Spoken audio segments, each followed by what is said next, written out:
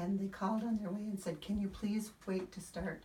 Because we used to live in Joe's house, Joe Boxell's house, Oh. and I assumed it was the house up the road here, and I was excited about that.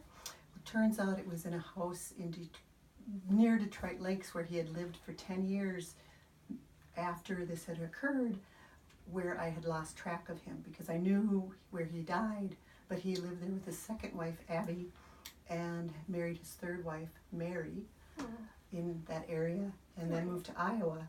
But the family that lived in that house, they told me they had this thing that they didn't know what it was, and that's the object you have. And I went to visit them, got to know them, went to visit them. They had found it under the porch when they tore the house down and rebuilt a new house, and it was a token from the store that Joe had in Glencoe, which is 30 miles from Howard Lake. And he had that store for a couple of years after everything went down and he was acquitted and all that. He kind of started his life over again.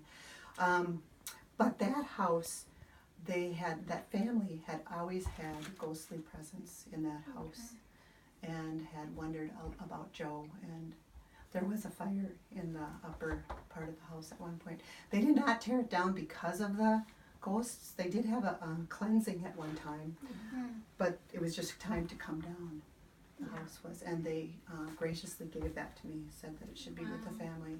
So it was pretty cool. Well, I have sage, and we could do a cleansing in this house, but I don't feel this is a haunted house. I feel that there's spirits here now because we brought them with us, and like I said, I do feel there's a lot of residual hauntings here, which is in every house. So I don't. That would be up to. But I do. I feel better now. I feel better now. I knew the beating was coming, and so I feel better now. But it's definitely very dense energy in here, creepy energy. Well, there is one more room that you really need to be in. Okay, let's do it. Let's cut. No, it's on, go ahead and walk out, Frank. We'll walk out, sorry. Okay. Do that last part again. There's one more room. Okay. Okay. And then you can give it back to me. No, it's mine. I keep it. There's one more room that you really need to be in for us to be done here at the house, and that's the what was called the wood room next to the kitchen. Okay, let's do it. Okay.